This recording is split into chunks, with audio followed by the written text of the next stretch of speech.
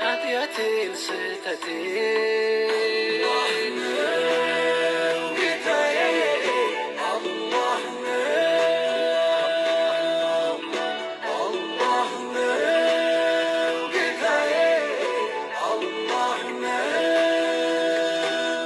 سنت بيت طيفي إياي قدلتي مرهين لنا هديتي لستتي tokkoon cabsuudhaaf Oromoo ati paartii feete deeggari. Abiyyiillee deeggari, Marrullee deeggari, ka barbaadde deeggari. Garuu nama nagaa, saba nagaa, obboleessa kee obboleettii kee haadha kee hawaasa akka waa'ee siyaasatu keessaa quba hin qabne namoota dhumaa jiran kan hin callisin. Kun yoo ati calliftellee dhugaa dubbachuudhaaf dhiigni Oromummaa sun si haa gaafatu. Lafeen gootota itti caccabanii yoo nannugaanii afaan keenya fi aadaa keenya baranne of taanee akka nu dubbannu nu taasisan dhugaa isin haa waraantu. Kanaaf Oromoo wanni ani isiniin jedhu wanni tokko qofni waan barbaadanii wal jibba garuu Oromummaa keessan irratti cimuu qabdan jabaachuu qabdan an Oromoodha jettee dubbachuu danda'uu qabda. Fakkeenyaadhaaf gara biraatii dhufanii yoo si cabsuuf dhufan ati namuma paartii mendee garisa waliin dhaabbatteeyyuu diina kee ofirraa cabsuu qabda. Biyya bulchuu dandeettati yeroo biraallee sun rakkoon qabu rakkoon nu qabnu wal jibbuudha wal tuffachuudha wal jala deemuu dhabuudha diina walitti ta'uudha. Mee osoo haga bar wal cabsuuf deemnu diina cabsuuf deemne torbee tokko yookiin ji'a tokko nutti fudhatu. Haga walirratti deemne walirratti diina taanu osoo diina kallattii diinatti qajeelfannee ka deemne saate wallahi Oromoon guyyaa hagoo itti fudhata diina cabsuudha. Garuu wal cabsuudhaaf wanni nun goone hin jiru. Wanni nun goone hin jiru wal cabsuudhaaf wal xiqqeessuudhaaf wal tuffachuudhaaf mee kana hunda irraa baanee hayyuu keenya beekaa keenya namoota nu dura jiran jala haa deemnu haa hubannu wal haa kabajnu. Oromummaa fi dhiigummaa keenya bichaa haa beeknu isiniin jedha. Siyaasaa deeggaruun siyaasaan tokko har'a waan biraa deeggaruu dandeetta boru waan biraa deeggaruu dandeetta. Garuu Oromummaa kee ofirraa baastee gara biraatitti jijjiiruu hin dandeettu isiniin jechuu barbaadeeti naa galatooma. Okay, haftee qeerroo dubbatu Naaki galatoomii ol na seensisu keetiif galatooma. Jecha wayii jedhee haaceen gaafa hantuun wayita Oromoo Wallaggaa dhiiguu Shaashamannee gumaa baade wayita Shaashamanneen dhiiguu Gujitu gumaa baa jedhe haaceen gaafa du'een dhokatin dhugaa isiniin jedha Oromoon kutaa 11 raftee jirti ummata Wallaggaatiif. Ummata Wallaggaa akka gaafa dhufee mootummaan kun dhiiga isaaniitiin biqiltuu dhaabu jira. Lafee isaaniitiin pirojektii ijaaru jira. Ummanni Wallaggaa maal balleessa? Oromoon kutaa 11 maa rafte? Oromummaan kutaa 11 hin dhumte ta gaafa san gabbaatee sagalee taate hadha dhumtee boolla jirti. Oromoo hanqina guddatu nu bira jira. Gizee rabbi ima booya ummanni Wallaggaa nuti ima boonna Oromoon asirra ta'ene ummanni Wallaggaa badii maalii qaba? Pirojektiin isaaniin lafee isaaniitiin manni barumsaa ijaaramu jira. Dhiiga isaaniitiin biqiltuu dhaabu jirani harka dhiqatanii. Ummata Wallaggaati Oromoon kutaa 11 yoo gabbaatee ka sagalee hin taane taate takka takkaan Arsii dhufa Gujii dhufa Harargee dhufa Shawaa dhufa Iluu dhufa. Yoo ummata Wallaggaa kana gabbaatee barri haarofni dhufu marrinu hin yaadattan waggaa kana waan ta'an hin yaadattan bara tare waan ta'an haka gaafa dhufe ummanni Wallaggaa biqiltumaan dhaabanii dhiiga isaa lafe masaatiin pirojektii ijaaranii lafe masaatiin mana barumsaa Oromiyaa keessa ijaaranii ummanni Wallaggaa badiin inni qabu maali? Oromoo hanqina guddaa nu bira jira. Nuti akka ijoollee nama waa dubbachuu danda'uuti ummata Wallaggaati sagalee ta'a ajandaa dhiisa gandummaan tarba isin hin baaftu. Dhugaa isin hin jedha. Garaa isin haa nyaattu dhiinni Oromoo Wallaggaa hanqina guddaa isin bira jira. Imimmaan booyaa yoo dubbatte malee kolfaa bashannanaa dubbachuun sirraan eegamu Oromoo. Ummanni Wallaggaa badii maalii qaba? Oromoo kutaa 11 warri sagalee qabdan, warri followers guddaa qabdan, ummata kana sagalee ta'a. Diasporaan ijoollee miskiinni biyya Arabaa jirtan, akkasuma ka Afrikaa jirtan, ummata kana hin cadhisina. Garaa isin haa nyaattu. Lafeen mana barumsaatiin ijaaraaran. Dhiinni ummata Wallaggaa ka biqiltuun dhaaban garaa isin haa nyaattu. Bara akka gaafa dhufee namni kun Dhiinni uummata wallaggaa ittiin urgaa'in dhiiga uummata wallaggaatiin biqiltuun ijaarin piroojeektii Oromiyaa siidaa wayii yoon kaa'in dhagaa bu'uuraa yoon kaa'in bakka inni bakka isaa barri sun hin ta'u. Oromoon kutaa 11 takka takka mana kee dhufee haadhaaf abbaate obboleessa kee jaartii ta'e obboleettii ta'e gaffuudhanii si afut lafee isaa mana barumsaatiin ijaaru jirani. Ijaaruuf taa'ani uummata kana sagalee ta'a Oromoo. Oromoon kutaan 11 bakka jirtu. Garaa isin haa nyaatu dhiinni Oromoo wallagga. Isin haa gubu, isin haa boochisu. Garaa isin bichaa miti. Booyaa jira dhumaan nyaattee diddaami. Yoo Oromoon Oromoo wallaggaa gaafa cabde takka takkaan barri si akka akkaanii gabbaa'ii koottu siin jedhanii barri dura si ajjeesanii. Galatoomii maakii onna seensisuu keetiif. Galatoomii waan bareedaa dabarsitee yuuzar itti fufi. Okay, warri dubbatanii isiniin gabbuusan namoonni hin dubbanne waan hedduu jiraniif isinii galee akkasii galatooma. Burukee aateessu dubbadhu yuuzar. Yuuzar.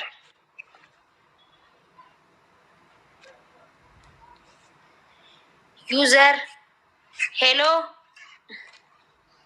Warri hin dubbanne rafuudhaaf hin seenaa, okay? Amma saa lubbuuti kan dubbachaa jiru waan ta'eef beeti. ማኪ ገለቶሚ በጣም ነው የማመሰግነው። በአማርኛ ማውራት ትችላለህ? ችግር የለውም ይቻላል። እና በመጀመሪያ ማስገባትሽ በጣም ነው የማመሰግነው።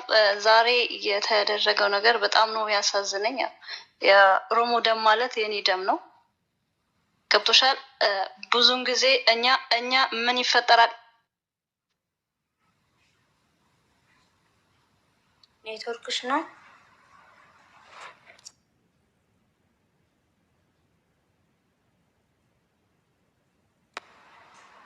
ኦኬ ኔትወርክ ሲት ነት ይፈካተሚ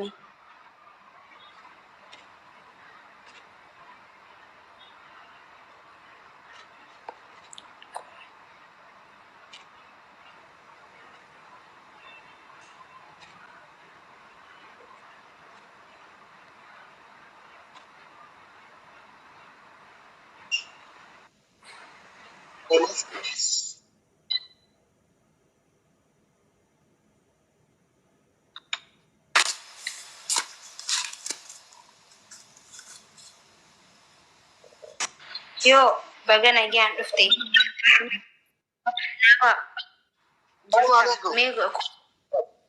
Waalaikum salam warahmatullahi wabarakatuh. Akkam jirta nagaa? Sarraan qaba. Qoy nama sidiro jira. Fayyaadha wallahi alhamdulillah. Qoy obsi nama dubbatu jira. Galatoomii maakii maal sitti fakkaate dhugaa dubbachuudhaa fi har'a miti du'i wallaggaadhaa kan eegalu hundumti keessanuu kan beektanii jechuudha. Even ayyaanuma dheengaddaallee jechuudha. Ayyaanuma dheengaddaa yeroo isaan itti ilma namaa dudduubatti harka cabsanii ajjeesan ni as jaardagaa jaartee ta'e dambilolloo keessatti akkuma kana shawwa keessatti illee yeroo isaan nama qalaa turanii jechuudha. Uummati keenya rafaa jira jechuudha. Isinii galee Amaaraanis waan balleesseen qabu mootummaatu uummata kana fixaa jira garuu uummati Oromoo ganda biraa rafaa jira bakka. Oromoon akka waan bilisoometti. Siigalee bilisoomni irra jedhanii yaadaa jiru uummati keenya garuu dhumaa jira. Siigalee uummati wallaggaadhaa waa tokko mana isaa keessa hin jiru. Akkatti ittiin ofirraa lolullee hin qabu. Mootummaan mana seenee haga maankiyaatti funaana hidhannoo namarraa. Mana wallaggaa keessa dhattee maankiyaa cabdu tokkoon argattu ittiin lolii ofirraa deebisuuf jechuudha. Maaliif mootummaatu fattashiisa. Isinii galee uummati wallaggaadhaa utuu ba'ee lolatee ni danda'a ofirraa dhorkuu ni danda'a garuu kan kana gochaa jiru mootummaadha jechuudha. Akkam jechuudha dheengaddaa dhageessetti yoo ta'e torbee tokkoon guunne bara. Torbee tokko tuun guutiin maal jechaa turan isaan liyyuu zoonii saxxan jechaa turan. Dhagaa dheengadda jechuudha. Torbee tokkoon guunne kan isaanii wallagga keessatti liyyuu zoonii nuuf alaatamu nuyi Amaarnyaa tanaa gaariidha. Oromoo wallaggaatti dhanii Oromiffa qulqulluu haasa'u ijoolleen keenya baay'een garuu namni ajandaa godhate waa'ee kanarraa haasa'e hin jiru. Hagammaatti jechuudha. Isaan keessa ba'anii torbee tokko tuun guutiin immoo uummata kana akka ittiin fixuutti ka'anii jechuudha. Makiinaarraa gadi buusanii sakaan qalanii sakaan ajjeesanii nutti agarsiisaa jiru jechuudha. Isinii galee mootummaan amma ammaatti deebis hin laanne maaliif mootummaarraas deebiin barbaadu? dubbachuu diddiisiifata. Mootummaarraas deebiin maaliif jennaani kanaan dura gaafa mormi citee mukatti fannifamu mootummaan deebilaachuu hin dandeenye waan na ta'eef jechuudha. Yeroo Oromoon mormi isaa mukarratti fannifamu mootummaan homaa tokko jechuu hin dandeenye. Isinii galee gaafa kana maaraa waa tokko dubbatamu gaafa kana maaraa namni tokko du'u abeetiyaa miidiyaa irraa gabamu abeetiyaa nama sooshaal miidiyaa kana cannaqu kan keenya Oromoon harki obboleessa isaatii asii citee harmi obboleessa isaatii citee mormi obboleessa isaatii citee callisee ciisan callisee afaan qabatee ta'an. Ayyaana kanatti nama meeqatu gaddaan dabarse Wallagga keessatti. Ayyaana kanatti nama meeqatu abbaasaa dhabe. Nama meeqatu haadha isaa dhabe. Nama meeqa dhiigi isaa dhangalee akka bishaanitti akka galaanatti nama meeqa dhiigni isaa dhangalee. Maal Oromoo maaf wal biraan dhaabbannu? Mee amma inni mana keessan seenutti eeggattu? Haga amma inni Wallaggaa fixee isinitti dhufutti eeggattu? Naannoo isiniif hin hafu bara. Isiniif nafu humnumaan isinin illee dhiitanii isin bulchuu waan ta'eef jechuudha. Isin illee dhiiga isin irra kutanii isin bulchuu malee isiniif isin nafu jechuudha. Yoo waliif sagalee ta'uu hin dandeenye, yoo waliif dhaabbachuu hin dandeenye jechuudha. Pilaas kan biraan immoo jechuudha Amaaraa የተባለው ከኦሮሚያ ምድር ማስወጣት አለብን በቃ አያስፈልጉንም ኑን barbaachisan kana booda jechuudha. Maaliif nu keessa ta'anii afaan baratanii nu keessatti guddatanii xurii isaanii irraa dhignee bara baasootti jijjiirree gunxaa irraa baasnee surreetti uffisnee har'achas deebi'anii maal gochaa jiru? Uummata keenya qalaa jiru, uummata keenya fixaa jiru, uummata keenya fixaa jiru. Isa immoo kan boo'icha caalu isaan reeffa uummata keenyaan goofandimii banee kan sabasabu isaan. Mee maaliitiif jennee Oromiyaan amma kana garlaafummaa miti baasuu sammuu keenyatu joonjee jira malee. Garbummaa jalatti sammuun keenya hidhamee jira malee. Maaliif ennaa Oromoo dhattee Baardaarii keessaa naan fiddoti. Oromoo dhattee Gondar keessaa naan fiddoti. Oromoo killilii biraa keessa jiraataa jiru dhattee naan fiddoti. Maaliif hin jiraachisan ganda isaanirra. Killilii isaanirra namni tokko hin jiraachisu Oromoo. Oromoo akkasittiin ofiisaatii hammataadha jechaa goyyoomsaa Oromoon gaafa bishaan gaatan aannan namaa laata jechaa fudhatanii dhaqanii manatti ol galanii sana booda gaafa mana kee dhufu immoo ati eenyudha siin jedhe. Kanatti gaafachuu qabdutu inni eenyudha jedhee si gaafataa jechuudha. Yoo barbaade si qalee mukatti si fannisaa yoo barbaade si ajjeesaa jechuudha. Dhiigni Oromoodha akka malee dhangala'aa jira. Dhaggeeffadhaa. Mootummaarraa waa tokkoyyuu hin eeggannu nun. Mootummaan kun utuu dhuguma uummatichaaf hin laafate eegala. Kanaan dura Amaaraa gaafa isheen irratti akka barbaadde daangaan lixxee asii kara Walloodhaa fi Kamiseedhaa uummata keenya cafacaftu irratti dubbata ture. Sinii galee as gaafa jaardagaa jaartii umruu keessaan gaafa manni gubatee abbaa faadhi gargar bittannaanii ijoolleen gargar bittannooftee abbaa ishee dhabdee haadha ishee dhabdee bakkeetti ijoolleen ja'a gaafa isheen beeloftu gaafa sana dirmatu ture mootummaan uummata Oromoo kanaaf tu yaade gaafa Somaaliin achirraa daangaarraan dhuftee uummata Oromoo miliyoona 1.5 buqqaastu gaafa sana ture kan inni dubbatu mootummaan. No mootummaarraa deebine nuun jechuudha. Oromoon kutaa 11 hundumtuu wal faana yoo ka'ee harka wal qabate injifachuu danda'a. Wanta injifanneef hin qabu jechuudha. Isinii galee gaafa gandi tokko dhiigu gandi tokko yoo callisee mootummaan akka barbaadetti ishee afte sana qaxaqataa jechuudha. Akka barbaadetti reebaa jechuudha. Garuu gandi tokko akka bilisoometti la'uuf yaadatee ennaan obboleessaa dhiigaadha taanaan Oromummaan keenya nu shakkamuu qabu. Oromummaa keenya shakkuu qabna jechuudha. Maaliif ennaan gandi bilisoome hin jiru. Oromoon gaaffiin Oromoon deebi'ee tokkoyyuu hin jiru. Dhaggeeffadhaa. Magaalaa Finfinnee keessatti afaan Oromoon sirbamuun birqii miti. Magaalaa Finfinnee keessatti mana uffata aadaa Oromoo banuun birqii miti. Isinittan himaa. Qophii afaan Oromoo qopheessuun birqii miti. Gaaffiin Oromoo kana hin turre jechuudha. Maal jette maaki? Lafa keenyaan jee lafa keenya irratti waan lafa keenya dabara. Kun koo kan keenyadha. Kan keenya irratti akka barbaanne ta'uu dandeenya bara. Namoonni baay'een akka bilisummaatti ilaalu kana maal jedhu dur sirban banattaa afaan Oromootiin hin dhaggeeffattaa magaalaa Finfinnee keessatti afaan Oromoo naasoftaa jedhu. Kaasachi lafa keedha wanta nama laallatu qabu baasu sodaa tokko illee barbaachisu dhaggeeffadhaa. Gaaffii Oromoo deebi'eera warri jettanii baay'ee na kofalchiisu. Gaaffiin Oromoo tokko hin deebine yookaan warri gaaffiin Oromoo deebi'eera jettanii gaaffii Oromoo hin beektan sinii galee. Gaaffii Oromoon gaafate maal akka ta'etu hin beektan. Bilisoomneerra jettu sammuun keessanii garbummaa jala taa'ee jechuudha. Dhaggeeffadhaa.